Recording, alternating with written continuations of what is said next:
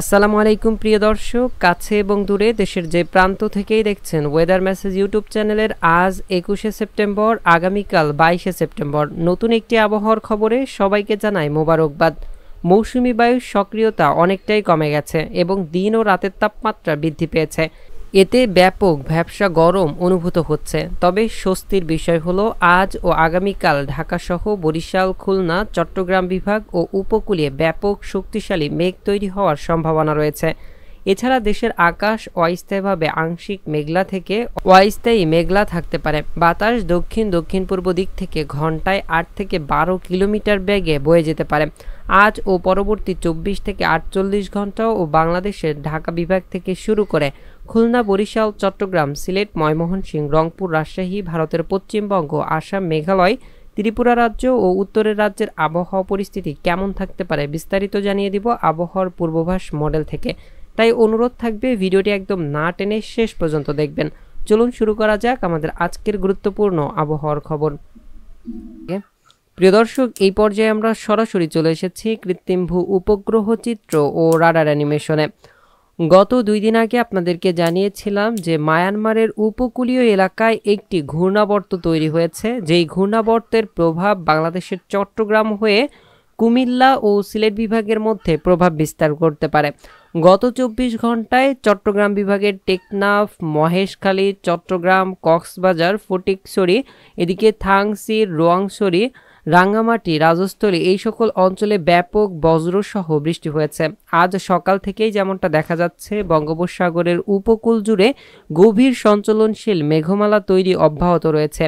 ইতিমধ্যেই দেখা যাচ্ছে চট্টগ্রাম বিভাগের উপকূলীয় অঞ্চল, এছাড়াও বরিশাল বিভাগের কলাপাড়া, মাঠবাড়িয়া, লালমোহন, পিরোজপুর, বরিশাল, হাতিয়া, হাটাজারি, ফটিকছড়ি এই সকল অঞ্চলে ব্যাপক শক্তিশালী মেঘ হয়ে রয়েছে।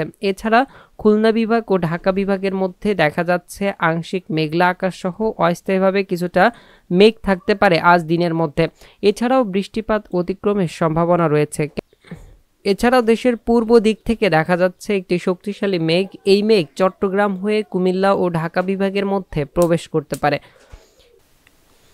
প্রিয় দর্শক, এই পর্যায়ে আমরা সরাসরি চলে এসেছি মেঘমালা মোডে। মেঘমালা মোড থেকে আমরা দেখে নিব আজ দুপুরের পর থেকে আবহাওয়া পরিস্থিতি কেমন থাকতে পারে এবং আজ রাত এবং পরবর্তী দিন সোমবার সহ পরবর্তী কয়েকদিনের আবহাওয়া কেমন থাকতে পারে সেই পূর্বাভাস আমরা জেনে নিব। যেমনটা দেখা যাচ্ছে আজ দুপুরের পর থেকে ভারতের পশ্চিমবঙ্গের দিক থেকে একটি মেঘ আসতে পারে। কলকাতা সহ খগরপুর, জামশেদপুর এই সকল অঞ্চল দিয়ে বাংলাদেশের খুলনা বিভাগের যশোর, মেহেরপুর এই সকল অঞ্চলে প্রবেশ করতে পারে। এছাড়া বাংলাদেশের খুলনা বিভাগে যে সকল মেঘ তৈরি হয়েছে দক্ষিণ অঞ্চল ও বরিশাল বিভাগে এই মেঘ খুব বেশি বিস্তার লাভ করে ঢাকা সহ অন্যান্য বিভাগে প্রবেশ করার সম্ভাবনা খুবই কম রয়েছে। এই মেঘের প্রভাবে বরিশাল বিভাগের সম্পূর্ণ জুড়ে ও খুলনা বিভাগের দক্ষিণ অঞ্চল, সুন্দরবন জুড়ে বৃষ্টিপাতের সম্ভাবনা রয়েছে। সেই সাথে চট্টগ্রাম, মহেশখালী এবং কক্সবাজার এই সকল অঞ্চলেও বৃষ্টি অতিক্রমের সম্ভাবনা দেখা যাচ্ছে। গত রাত থেকে এই সকল অঞ্চলে বৃষ্টি হয়েছে। প্রিয় দর্শক, আজ রাতের আকাশ দেখা যাচ্ছে বেশ পরিষ্কার থাকতে পারে, আংশিক মেঘলা থেকে মেঘাচ্ছন্ন থাকতে পারে, তবে এতে তেমন বৃষ্টিপাতের সম্ভাবনা নেই।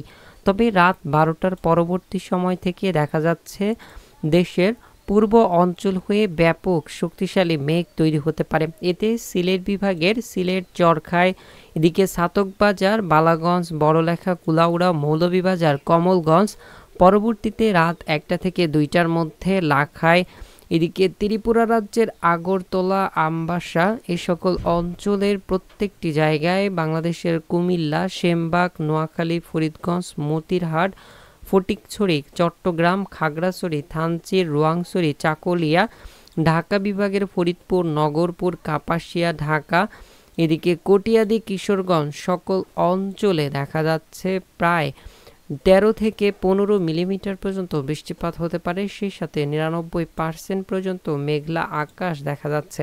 এই মেঘের প্রভাব রাজশাহী ও খুলনা বিভাগের মধ্যেও পড়তে পারে। এতে হালকা বৃষ্টির সম্ভাবনা রয়েছে।